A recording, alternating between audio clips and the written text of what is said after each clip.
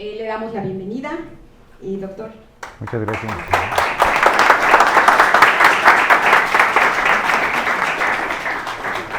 Pues buenos días a todos, muchas gracias por estar aquí, por escucharme un ratito de las cosas que hacemos en la universidad y sobre todo lo que estamos iniciando aquí en Chignahuapan. Llevamos poquito tiempo trabajando con la laguna, pero al final les quiero mostrar algunos resultados que tenemos preliminares.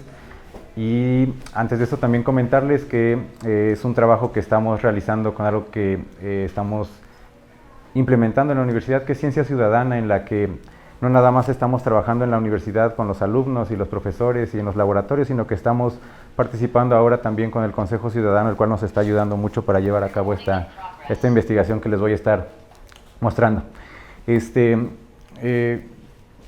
Venía pensando que comentarles esta parte. Ayer que estaba realizando mi presentación, pensaba que era o que iba a ser una buena conferencia para dárselas a ustedes o un buen congreso.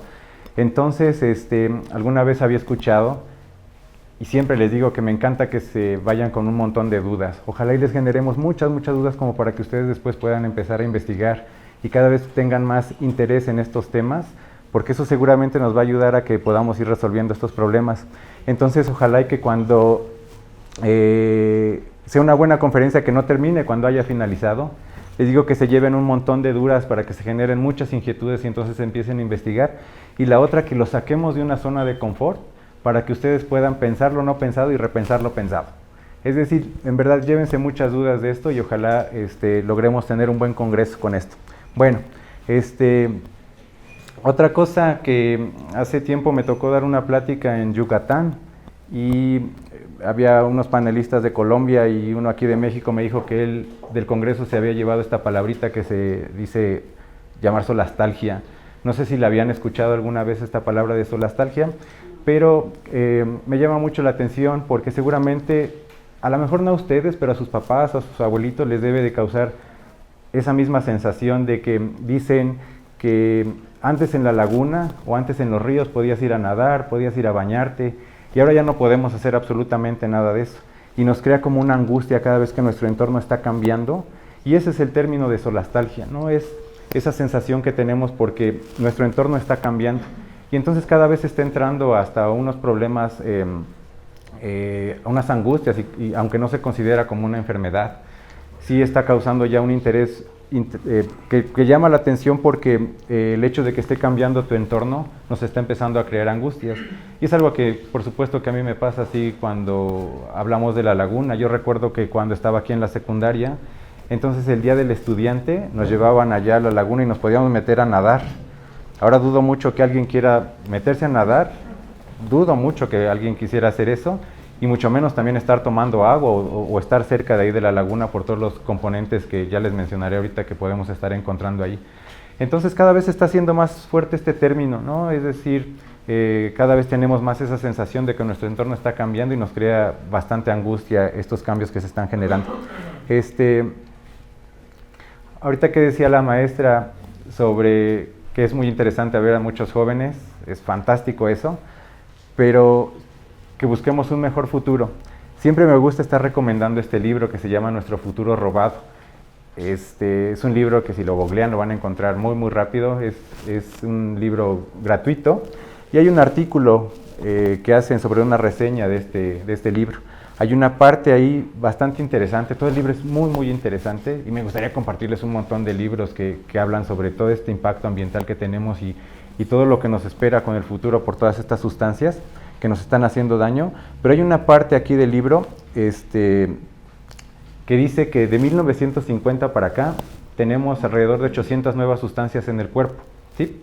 Entonces, hay unos ejemplos bastante claros, dos que me llaman mucho la atención, siempre los comento. El águila calva de Estados Unidos, no sé si lo conozcan, esta que es como el emblema de Estados Unidos. Está en peligro de extinción, y no porque la estén cazando o porque vaya desapareciendo, sino porque las hembras no están anidando, sino que están anidando los machos, están empezando a anidar los machos, algo que le llaman la feminización de los machos. Y este fenómeno está ocurriendo en muchos animalitos, en peces, en cabras, se está apareciendo también en jirafas, se está apareciendo en lagartos. Cada vez se está viendo más este fenómeno y lo que está pasando es que entonces se están poniendo en riesgo como la población. En los humanos algo que está pasando, y sobre todo en los hombres, es que de esa época, de 1950 para acá, la cantidad de espermatozoides por los hombres que se está produciendo es 50 veces menor. Se espera que en muy poco tiempo, o sea, si podemos pasar otros 20, 25 años, cada vez va a empezar a disminuir la cantidad de espermatozoides que producen los hombres. Entonces todo esto nos está poniendo con bastante riesgo y por muchas otras cosas más, ¿no? Y les decía porque tenemos 500 nuevas sustancias en el cuerpo, pero este libro salió en el año 2012. Al año aparecen 100 nuevas sustancias, de las cuales 90 no se sabe qué son, las empiezan a producir pero no sabemos qué son y todas las vamos acumulando así en el cuerpo, se dice que las vamos bioacumulando.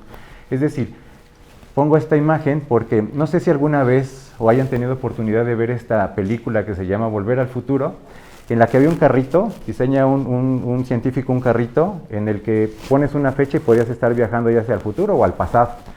Entonces realmente si viniera una persona del pasado, de 1950, y que viviera ahorita, que llegara ahorita en este carrito, y entonces aparece hoy aquí en el Congreso, ¿qué tiempo de vida creen que estaría vivo aproximadamente? Fíjense, les decía que de 1950 para acá tenemos 800 nuevas sustancias que ellos no tenían en el cuerpo.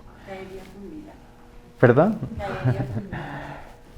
Cuando hago esta pregunta siempre me dicen, y dame más datos, ¿no? Y en los datos que ponen ahí en el libro o en los artículos es que la persona tiene 30 años, no es casado y vive perfecto con una muy buena salud, pero llegó ahorita, al 2024, este octubre. Entonces llegó ahorita y la realidad es que estaría vivo alrededor de 15 minutos nada más.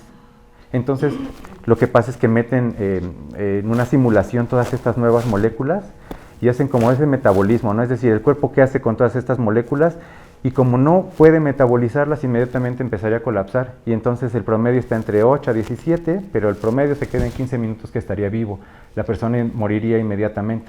Nosotros afortunadamente hemos ido evolucionando y haciéndonos un tanto más resistentes a todas estas nuevas sustancias, pero la realidad es que estas sustancias pues ya las tenemos acá y una persona que viene de esa época no estaría vivo más de esos 15 minutos, ¿no? Entonces, ¿qué pasa con esto? Todas estas sustancias que tenemos acá, ahorita les mostraré algunos nombres de las sustancias de estas que tenemos aquí, que incluso las tenemos acá y que no las estamos viendo y aparte no las podemos oler, pero aquí están. No sé, para comentarles, nosotros estamos llenos de células, no tenemos la capacidad de vernos porque pues son células, son a nivel microscópico, pero son sumamente pequeñitas, pero si nos viéramos así, estamos formados por muchas células, como para que vayamos entendiendo esto. Dentro de esas células, pues todas son como diferentes formas tienen, pero dentro de esas formas, si se dan cuenta ahí en la imagen, todas tienen como unas pelotitas adentro, ¿no? Esos circulitos que se llaman núcleos, y dentro de ese núcleo hay unas cosas que se llaman cromosomas, y esos cromosomas es un DNA, y seguro han escuchado esta palabrita porque en ciencias, o lo que más se sabe de ciencias, o lo que más representativo es para las personas que no se dedican a esto, es el DNA. Esta cadenita que hacen así como una espiral, es algo que vemos que si en el shampoo, en las cremas, en muchas imágenes estamos viendo este DNA. ¿Y qué es este DNA? Les digo, está ahí en las células, está ahí en estos núcleos dentro de las células, y si lo fuéramos desdoblando se ve como esto. Y hagan de cuenta que es como un librito en el que tiene toda la información de cómo vamos a hacer. Es decir, veríamos algo así. Somos completamente diferentes todos, a pesar de que tenemos cosas muy similares, pero esta información que tenemos ahí nos va a decir si somos altos, chaparritos, morenitos, güeritos, de ojos azules, las manos largas, pero aparte de cómo vamos a hacer, cómo va a estar funcionando nuestro cuerpo. Esa es la información genética. Les digo, es un libro que trae las instrucciones de cómo vamos a hacer y todo eso viene ahí en las células, todo va a estar ahí en las células. Entonces, por eso tenemos una diversidad, no nada más en las personas, sino también podemos tener una diversidad muy grande en las plantas y en todo ser vivo que tiene esas células. Entonces tiene esa información genética y les digo, ahí viene, es un librito que dice cómo vamos a actuar, cómo vamos a estar produciendo sustancias, el cabello, toda la información genética viene ahí. Cuidado y se equivoca en algo, ¿no? Porque inmediatamente nos podría llevar a una enfermedad y no se hayan escuchado que hay enfermedades genéticas o enfermedades congénitas, ¿no? Esto quiere decir entonces que algo falló en esa información y que entonces algo nos va a estar repercutiendo, pues porque la información no está correcta ahí. Entonces, les digo, por eso hay una gran diversidad.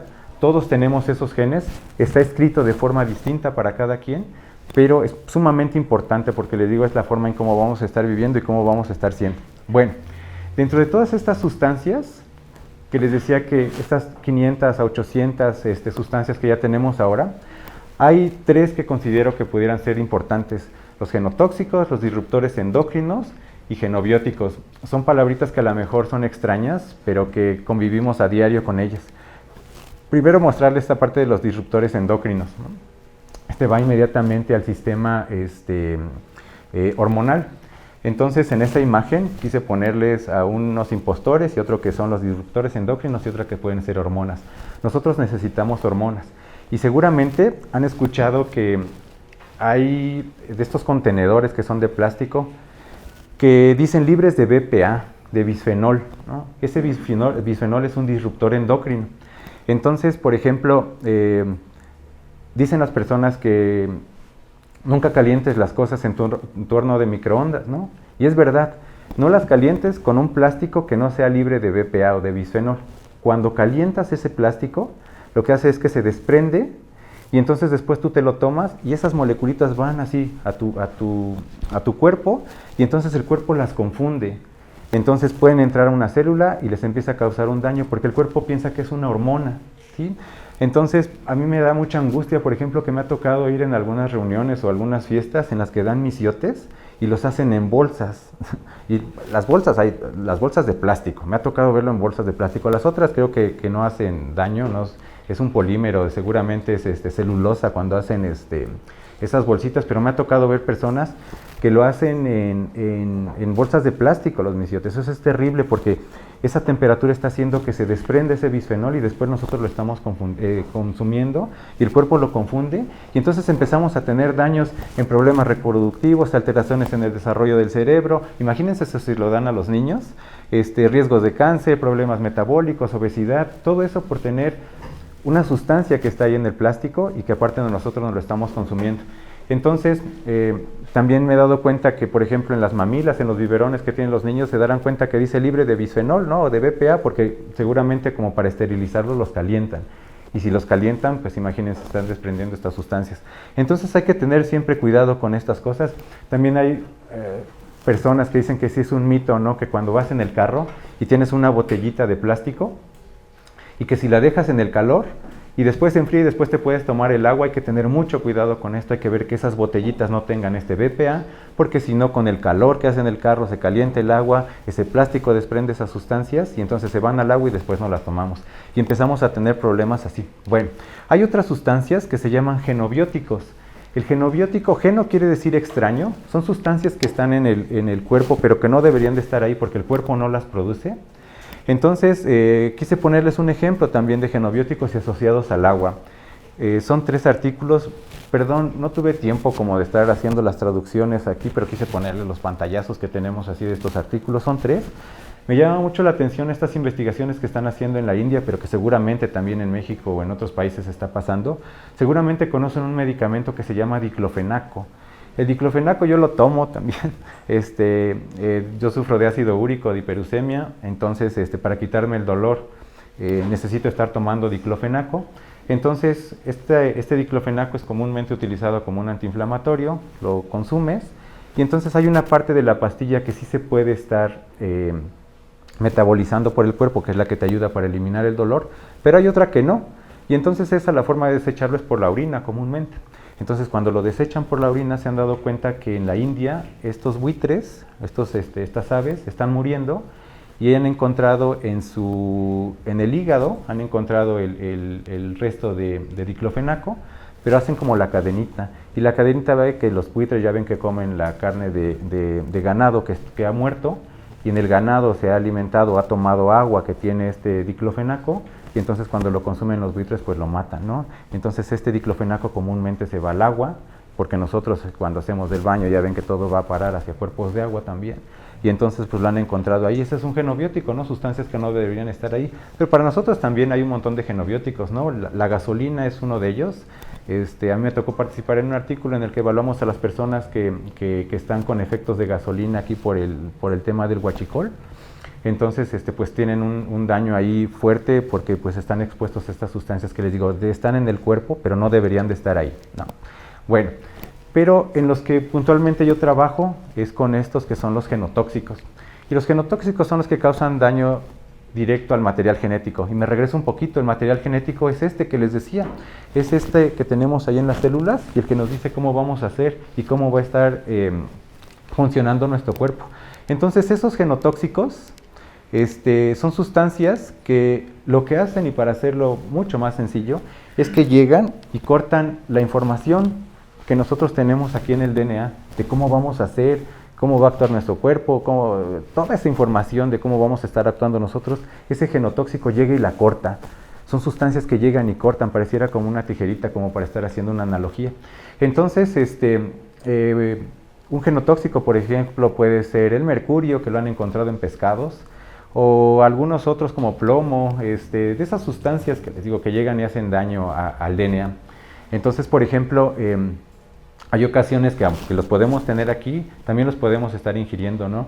Nosotros hemos hecho también algunos trabajos en el río Atoyac y les quitamos sangre o algunas partes de los pescados o de los pajaritos que están por ahí, o aves que están por ahí, y hemos encontrado todas estas sustancias. Entonces hay personas que van y llegan y comen ahí los pescados que están pescando ahí en el río. Entonces, pues sin querer se están consumiendo también estas sustancias que tarde o temprano pues son genotóxicos para nosotros y que nos van a causar ese daño genético. Nosotros afortunadamente tenemos como barreras de protección. Una barrera de protección que tenemos es un epitelio, una parte de piel que les voy a mostrar un poco más adelante, que nos sirve como esa barrera. Entonces es lo primero que tenemos como para protegernos nosotros. Pero una vez que ya todas estas sustancias entraron, y entran porque estamos expuestos a diario estamos expuestos a estas sustancias, pues entonces entran y otra vez tenemos ahí otras formas de estarlos desechando. La orina, la saliva, si lloras, si sudas, hay formas para estar desechando esas sustancias. Pero llega un momento en que el cuerpo no puede más. Tanto es la exposición que tenemos que el cuerpo ya no puede estar pues diciendo, te estoy ayudando, ¿no? Ya es una cantidad muy fuerte y una exposición diaria que entonces entra ya, y una vez que entra pues empieza a hacer daño ya a nuestras células, ¿no? Empieza a hacer este daño en esta información que les comentaba. Entonces esas barreras de protección pues ya no nos están sirviendo. Entonces, después de todo esto, siempre existe como esa pregunta de ¿qué es un nivel aceptable de daño genético? Todos tenemos daño genético porque estamos expuestos a estas sustancias por lo que comemos, por la forma en que vivimos, por el lugar donde estamos viviendo. Todos tenemos una exposición a estos contaminantes, pero ¿cómo puedo evaluar un nivel de daño genético aceptable? Bueno, quiero ponerles un ejemplo rápido de algunas cosas que hemos hecho aquí en Puebla y unas que hicimos aquí en Chignahuapan hace tiempo. Seguramente conocen estas estructuras, invernaderos para la producción de alimentos, que igual en otra charla me gustaría platicarles la cantidad de agua que se gasta para estar produciendo alimentos. No hay actividad antropogénica, esas actividades que realizan los humanos que gaste tanta agua como es la agricultura, sobre todo para estar produciendo alimentos.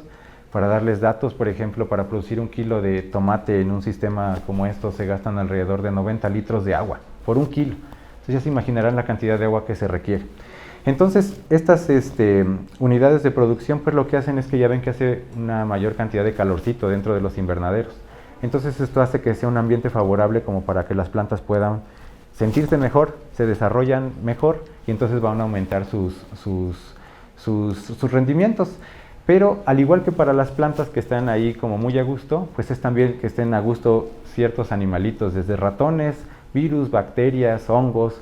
Le damos condiciones perfectas porque pues hay alimento y aparte hay temperatura, hay agua y todo es favorable para que crezcan. Entonces los productores empiezan a utilizar estos que se llaman plaguicidas, y los plaguicidas son biocidas, matan todo tipo de vida, ¿no? Todo. Entonces empiezan a utilizar así estas sustancias. Alguna vez, hace años, también me tocó documentar todos los plaguicidas que aquí utilizan en Chignahuapan. Esa es una foto de aquí de Chignahuapan. Pudimos documentar más de 130 productos distintos que utilizan en una superficie de 50 por 30, una superficie sumamente pequeñita, 50 por 20, que hacían 1000 metros cuadrados, y utilizan todas estas sustancias, y estas que están ahí del lado derecho o izquierdo para ustedes, abajo, no pudimos documentarlas porque son sustancias que les vendían pero no sabían qué eran. seguramente mezclan las cosas como para que sean más fuertes, pero todos estos son genotóxicos, todos son genobióticos, todos son disruptores endocrinos. Y uno pensaría que pues estamos lejos de ellos y que no nos causa absolutamente, o yo no me dedico a producir alimentos, o no estoy en los invernaderos y no nos hace daño. Pero no, estas sustancias vuelan, ¿no? Una vez que las ponen allí en los invernaderos, de todos modos por deriva ambiental se van. Y les digo, ahorita los tenemos acá. Les mostraré ahorita un producto que seguramente lo tenemos aquí y todos lo tenemos en el cuerpo. Entonces, aunado a eso también pues se genera un montón de basura, ¿no? Muchísimo plástico, se generan alrededor de 320 kilos cada 8 meses de plásticos, porque ya ven que lo siembran en las bolsitas, ¿no? Lo hacen en hidroponía. Entonces hay muchísimo plástico que se está generando y no se sabe qué hacer con él. Me tocó en algunas ocasiones ver que lo incineran. Ahorita ya ven que hace muchísimo frío, entonces la calefacción que no todos tienen, y aparte es caro, pues entonces empiezan a utilizar aserrín. En la maestría yo utilicé aserrín como para estar haciendo ahí algunas cosas en mi tesis y dentro de las cosas que encontramos es que 1 metro cúbico de aserrín se incinera en 3 meses, para que se pueda estar terminando, o sea, se quema en 3 meses, genera 17 sustancias tóxicas, de las cuales 7 causan cáncer. Entonces imagínense, ponen aserrín junto con todas estas bolsas que están acá, más los plaguicidas, los contenedores de los plaguicidas, los queman, los incineran para generar calor, y con esto las personas pensarían que entonces ya no se queman las plantitas, es decir, bueno, no se queman porque estas no se incineran, sino que se deshidratan, y entonces las plantas es cuando cae una helada y completamente están muertas. Las que están aquí cerquita del contenedor, pues sí permanecen vivas porque hizo más calor, pero la realidad es que no sirve de nada. Lo único que están haciendo las personas es generar un montón de esas sustancias y todavía quemarlas, y entonces se van hacia el ambiente y por eso es que nos llegan acá. Y no nada más es que las hayan encontrado así cerquita, no han encontrado sustancias así en el Polo Norte, en la grasa de los peces o de los osos polares, también han encontrado estas sustancias, donde nadie está cultivando, ¿no? Los tienen sumamente lejos, pero pues las sustancias vuelan y llegan a todos lados. También no saben qué hacer con la biomasa. Entonces, la biomasa, me tocó en algunas ocasiones que la entierran como para hacer una composta, pero para que se pueda hacer esa composta, pues se necesita estar haciendo una degradación por bacterias, ¿no? Que se la coman las bacterias y la transforman. Pero como lleva un montón de plaguicidas, lleva muchísimos bactericidas, pues las bacterias que están ahí alrededor se mueren, y total que no se estaba haciendo composta esto, sino nada, se estaba haciendo como un fango. Entonces decidieron mejor dársela de comer a los animales, y a los plaguicidas les encanta deshacerse en la grasa. Y si se lo daban de comer a los animales, pues entonces había de dos: o se morían los animales, o por ejemplo en las vacas se iba hacia la leche y después nosotros la tomábamos, o si lo podían estar consumiendo borregos o algo así, pues después nosotros estamos consumiendo esa carne que ya lleva todas estas sustancias y que nos causan bastante daño. Entonces lo que hicieron fue mejor quemarlas, ¿no? Pero miren toda la cantidad de ese humito, les digo, pues tarde o temprano nos va a llegar de alguna u otra forma. Bueno, también hacen esto, ¿no? Uy, no sé si se vean, no. Déjenme ver si les puedo... Perdón. Miren lo que hacen con esto, ¿no? Hacen una nebulización.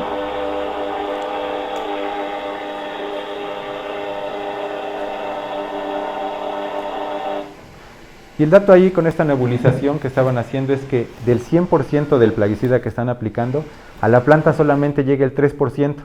Solamente el 3% dentro de un invernadero. Cuando lo aplican en avionetas, en otros estados, solamente el 1% llega a la planta.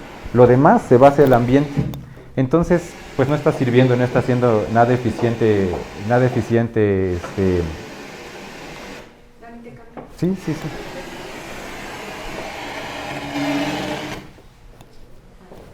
Listo, gracias. No está siendo eficiente cómo están utilizando estos plaguicidas. Aquí en Chignahuapan estos resultados son de acá. Les digo, ya tiene bastantes años, 10 años de esto. Espero que las cosas hayan cambiado.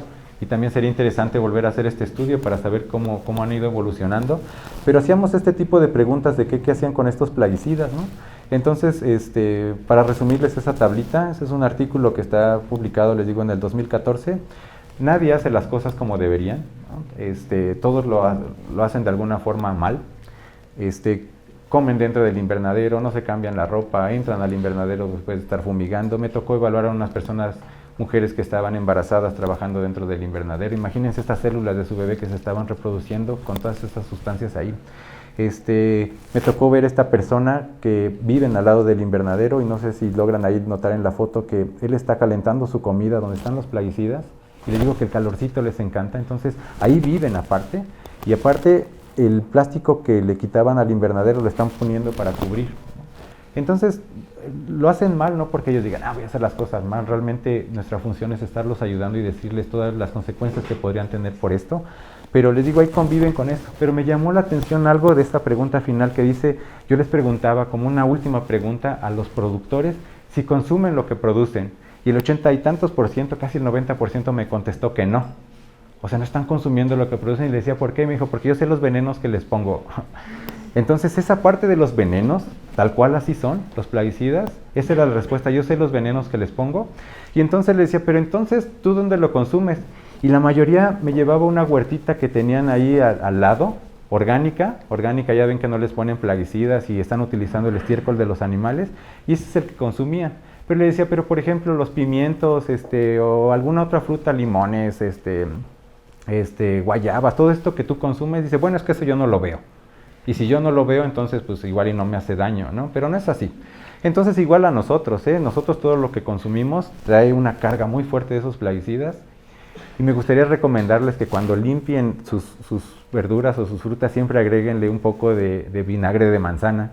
A su agua también, échenle tanta agua, vinagre de manzana y verán, si se lo ponen a 2 o 3 litros de agua, en cierto tiempo, se darán cuenta que hasta abajo se hace un sedimento extraño. Entonces, pues ese mejor tírenlo y tómense la otra. Y sus alimentos, todos de verdad, límpienlos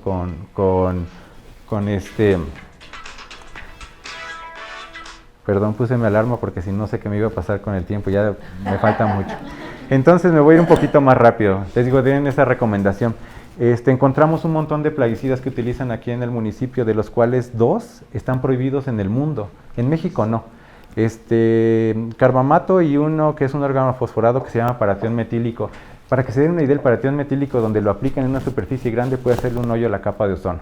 Entonces imagínense lo fuerte que puede ser esto. Pero me regreso, ¿cómo evaluamos esta parte de un nivel aceptable de daño genético? Entonces lo que hacemos es que a las personas que están ahí trabajando en los invernaderos, hacemos esta técnica que se llama micronúcleos y anormalidades nucleares en células exfoliadas de la mucosa oral. Miren, yo les podría quitar a las personas un pedazo de cabello o pedazo de piel, de grasa, sangre, pero esas son pruebas invasivas, les causaría algún dolor, ¿no? Y también dudo mucho que alguien me diga, sí, llévate un pedazo de mi cabello o quítame tantita piel. Se puede, es complicado, pero no va por ahí. Entonces lo que hacemos es quitarle tantita saliva, tal cual. Con un batelenguas les quitamos tantita saliva, lo ponemos en un cubreobjetos, es un vidrio que utilizamos para que pongamos ahí las muestras y nos las llevamos al laboratorio. Entonces, esta mucosa oral, para que se den una idea, seguramente les han salido aftas, ¿no? Estas como llaguitas que luego nos salen en la boca. Tengan mucho cuidado cuando les salen estas. Es un indicador de que se van a enfermar de algo. Seguramente se van a enfermar de algo y comúnmente puede ser porque les vaya a dar gripa o una infección o algo así. Pero hay que tener siempre cuidado porque la boca es un espejo de salud. Entonces, las células que tenemos acá, les digo, estas aftas que tenemos, si se dan cuenta, durante 3 días puede ser el tiempo promedio que les dure. Pero se les van a quitar muy rápido, ¿no? Estas células se van regenerando cada 15 días como promedio, porque les digo que es una barrera de protección que tenemos y aquí dentro la tenemos expuesta. A pesar de que está en todo el cuerpo, aquí dentro, en las mejillas dentro, las tenemos expuestas. Ahí empieza el 90% o más del 90% de los cánceres, porque les digo, justo es una barrera de protección que tenemos. Entonces nosotros quitamos esa saliva y nos la llevamos al laboratorio. Y ya para llevárnoslas al laboratorio lo que hacemos es que, miren, estas son células humanas y lo que intentamos ver son núcleos. Esto es donde les digo que está la información genética ahí. Y en estos núcleos hay una célula normal como la que está allá del lado izquierdo. Si logran notarlo, es un núcleo redondito y está completo. Entonces, esa es una célula normal y así es como la deberíamos de tener. Cuando las personas están expuestas hacia sustancias que causan daño y que causan daño al DNA, puede ser que la célula de ahí abajo, no sé si noten, pero no tiene núcleo, no hay información genética ahí, las tenemos. Hay otras células que el núcleo está estallado. Hagan de cuenta que toda esa información, todas esas letritas que teníamos ahí, estallaron y ya no dicen nada. Hay otras que a lo mejor tienen 2 núcleos, la información está repetida. Nuestro cuerpo tiene como la ventaja de que todas estas células se van a autodestruir se llama, se destruyen, ¿no? Las células no se van a seguir dividiendo y se van a estar destruyendo. Entonces, se llama apoptosis. Entonces, esto hace que las células se destruyan. Entonces, pues tenemos como esa fortuna de que nuestro cuerpo dice, esta célula no me sirve, la voy a destruir. Pero eso no quiere decir que esté bien, ¿no? Y que siempre estemos como diciendo, bueno, pues si las va a destruir, pues no pasa nada. No es así. La realidad es que entonces nos está mostrando que algo les está haciendo daño a esos núcleos y que entonces pues deberíamos de tener cuidado. La fortuna es que se van a deshacer. Pero la técnica les decía que se llama micronúcleos. Todas estas fueron anormalidades nucleares, todas. Pero hay una parte que se llama micronúcleos. Y entonces en esto de micronúcleos hay una partecita del DNA que se quedó afuera. Y nosotros, para que tengamos nuevas células, es algo que se llama mitosis, y la mitosis se va a estar dividiendo. Van a estarse dividiendo todas estas nuevas células y cada vez vamos a tener más y más y más y más células. Pero estas que tienen micronúcleos, donde se quedó un pedacito de DNA afuera, esas no se van a autodestruir, se siguen dividiendo. Entonces la información genética ya no va completa. Y no sabemos para qué codifique. Y entonces las personas que trabajan en los invernaderos o en general que están expuestos a estas sustancias, me ha tocado ver personas que tienen algo tan simple como acné, pero empiezan a tener envejecimiento prematuro, caída de cabello, Parkinson, incluso los puede llevar a tener cáncer, que me ha tocado evaluar a personas que tienen ya esto. ¿Cuántas células deberíamos de tener así como para decir que estamos sanos? Solo 4 de 1000. Entonces son muy poquitas. Aquel que tiene ya más de 4 es porque ya está en riesgo de que algo se va a enfermar. Porque esta célula, les digo que en 15 días va a entrar en división y entonces se va a dividir acá y toda esta nueva información en las nuevas células ya no va a estar. Y si codificaba para algo, entonces se van a empezar a enfermar de algo. Entonces, esta célula en 15 días de 2 van a ser 4 y luego 8, 16, 32 y todas esas nuevas células ya no van a tener su información genética completa y entonces seguramente se van a enfermar de algo. Ahora, nosotros, ahí en la facultad, para que podamos entonces darles alternativas a las personas si no estén utilizando todas estas sustancias, utilizamos pues, mucho la parte de biotecnología, ¿no? Tratar de generar algunas estrategias que no le causen daño ni al ambiente ni a la salud.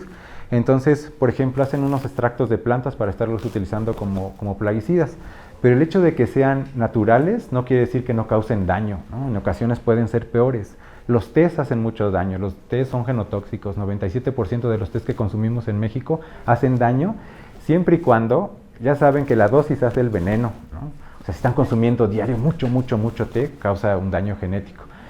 Peor si es caliente, porque las bolsitas los ponen, generan microplásticos. Entonces hacen mucho daño. La realidad es que muchas cosas causan mucho daño, pero bueno, nosotros generamos estas sustancias para dárselos como alternativas a las personas, pero si no las evaluamos primero en el laboratorio para ver si hacen daño o no, pues no se las podemos dar como una recomendación. Entonces yo tampoco les puedo decir a las personas, a ver, tómale tantito de esto para ver si te hace daño o no. No es ético, no se puede. Lo que hacemos es entonces utilizar a las plantas. Las plantas son fantásticas. Es otra plática que me encantaría darles, ¿no? Es una línea que llevo ahí también en la universidad. Las plantas platican entre ellas, pelean entre ellas, duermen, juegan, hacen un montón de cosas las plantas y a nosotros nos ayudan mucho porque al igual que nosotros tienen células, tienen DNA y las exponemos a estas nuevas sustancias como para saber si les va a hacer daño a las personas. Entonces, miren, si se dan cuenta, pues también estos son núcleos de las células de las plantas y también podemos estar viendo si les causa o no un daño genético. Si les causan daño a ellas, es muy probable que a nosotros también. Entonces, por eso se llaman bioindicadores. ¿Qué ha pasado con lo que estamos haciendo aquí en la laguna de Chignahuapan? Nosotros, un alumno que tengo de doctorado, Israel, que ha estado aquí con ustedes en otras sesiones y el cual el consejo ha ayudado mucho para ir a traer sus muestras con el agua, nos dimos a la tarea de saber cuáles eran los plaguicidas que más estaban utilizando acá. Dentro de esos está uno que se llama clorpirifos, está en todos lados, se dice que es ubicuo, no sé si hayan escuchado esta palabra de ubicuo, quiere decir que está en todos lados, ¿no? Lo han encontrado en la piel, en el huevo, en la carne, en el cabello, en el polvo de las casas, está en todos lados ese plaguicida. Entonces, nosotros hemos analizado su impacto en los sistemas acuáticos, es terrible, se necesita muy poquito como para que esté haciendo daño, es decir, con que contemos 2 microgramos por litro, muy poquito la cantidad que necesita como para estar haciendo un daño. Entonces, nuestra idea es que ese plaguicida seguramente está ahí en los cuerpos de agua, pero también hay mucha evidencia de que se han buscado muchas estrategias como para tratar de eliminar este plaguicida, y la que más funciona es una biotecnológica, que es a partir de las bacterias. Las bacterias siempre nos están ayudando demasiado, ¿no? Entonces, lo que estamos haciendo ahí es que hemos tomado puntos durante 4 meses de 3 puntos distintos del agua de la laguna. Entonces, tomamos agua superficial. Este plaguicida, que es el más peligroso y el que causa tanto daño, como no se mezcla en el agua, es hidrofóbico, le tiene miedo al agua y no se degrada ahí en el agua, sino lo que hace es degradarse en grasa, como les decía hace ratito, que les encanta estarse deshaciendo en grasa, por eso que nosotros tenemos muchos de esos plaguicidas así. Entonces se queda en la superficie, hasta que encuentra ya alguna molécula en la que se pueda adherir, entonces se va a ir hacia el fondo, pero por lo regular está en la superficie. Entonces nosotros buscamos este plaguicida, que es el que causa más daño, tratando de eliminarlo. Hemos tomado esos 3 puntos, llevamos 3 meses, 4 meses haciendo los monitoreos, lo hacemos una vez por mes, el mismo día. Entonces lo que hemos tomado ahí es que les hacemos un análisis químico, que lo hacemos en tiempo real. Nos traemos los aparatitos y estamos midiendo aquí, ya saben, pH, conductividad eléctrica, nitrógeno, fósforo, calcio, potasio, magnesio, todas esas cosas, pero hay otros que tenemos que mandar a otras instituciones para que nos den la cantidad de plaguicidas, incluso de microplásticos que pudiéramos estar encontrando. Ahora, es una investigación que está o sea, nosotros la estamos llevando, nuestros alumnos tienen la beca del CONACYT, tienen una beca por parte de la universidad, pero pues la investigación la tenemos que estar desarrollando nosotros ahí con los aparatos que podemos tener. Entonces tratamos de juntar la mayor cantidad posible de muestras como para mandarlas cuando ya se tiene que pagar. Hacemos un análisis microbiológico también, y otra cosa que nos hemos puesto a hacer es cuál es el impacto genético que tienen estas aguas. Les digo, lo estamos haciendo durante estos meses, llevamos 4 meses, y desafortunadamente tengo que comentarles que hay algo grave, porque no crecen las raíces. No crecen las raíces de los ajos. Nosotros siempre esperamos que crezcan las raíces como para poder hacerles el daño genético. Entonces, si se dan cuenta, esta fue de la última que se llevó hace un mes Israel, y las raíces por mucho llegan a crecer, si acaso este pedacito, no nos sirve absolutamente de nada. Entonces, ¿qué conclusión? En los 4 meses ha ocurrido lo mismo. No están creciendo las raíces, ¿no? Entonces, ¿qué conclusión podríamos tener hasta el momento? Y ahí pongo ahí en grandote, probablemente, ¿no? Porque todavía no podemos obtener resultados concluyentes, nos faltan hacer todavía bastantes pruebas como para estar asociando las sustancias que hay ahí en la laguna, y no nada más es propio de la laguna, ¿no? O sea, muchas aguas están así contaminadas. Entonces, probablemente sean sustancias tóxicas o genotóxicas que están haciendo que las células no se dividan. Es decir, debe haber sustancias que toda esta información genética que tienen ahí les está haciendo daño como para decirle, no te dividas.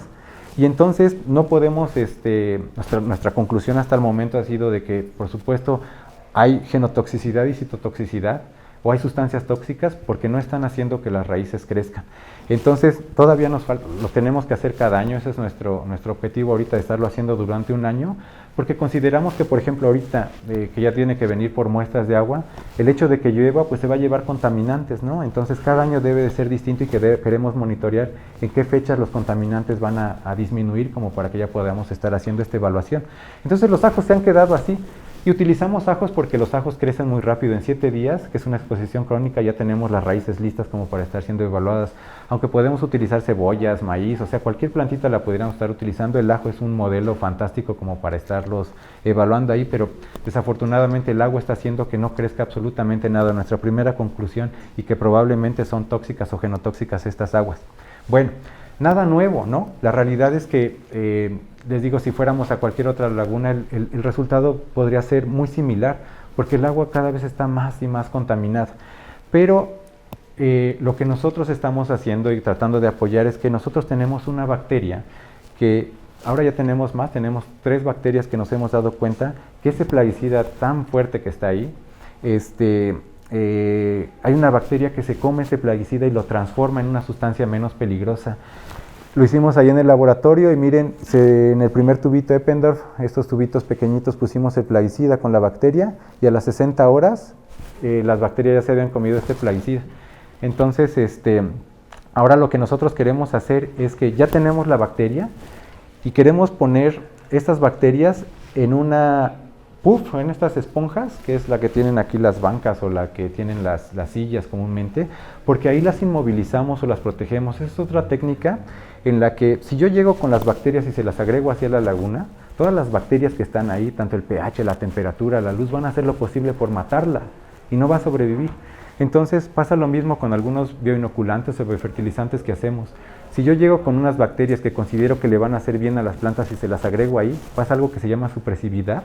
Todas las bacterias que ya están ahí las van a matar, no las van a dejar que vivan. Para esto nosotros entonces las inmovilizamos. Los estamos inmovilizando, por ejemplo, en plantas de agave o en plantas de tomate, las deshidratamos, les ponemos piedras y ya les ponemos las bacterias. También lo hacemos en piedras, en la piedra, en el tezontle, y ya las agregamos como un biofertilizante. Pero hay que inmovilizarlas o hay que protegerlas. Entonces, si yo las protejo en piedras aquí en la laguna, lo que voy a hacer es que agrego las piedras y se van a hundir.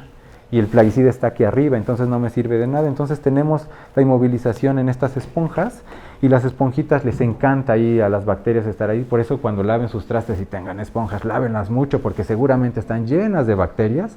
Entonces estas se quedan así arriba y lo que hacemos es que, o lo que intentamos hacer una vez que tengamos los resultados, es que se queden así las esponjas arriba para que puedan entonces estar degradando ese plaguicida.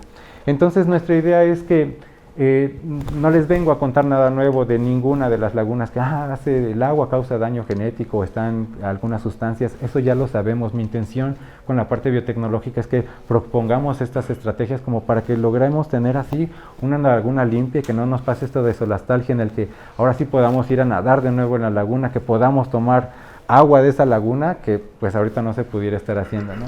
Espero no haberme pasado mucho con el tiempo y muchas gracias por su ayuda, por escucharme sobre todo. Y este es el grupo de doctores que ellos están ahí en la facultad y que cada uno pues de alguna forma nos apoyan con el proyecto. Doctores en biología molecular, doctores expertos en cáncer, en extracción de metabolitos de las plantas. Entonces pues ellos siempre nos están apoyando con estos trabajos, ¿no? Muchas gracias a todos.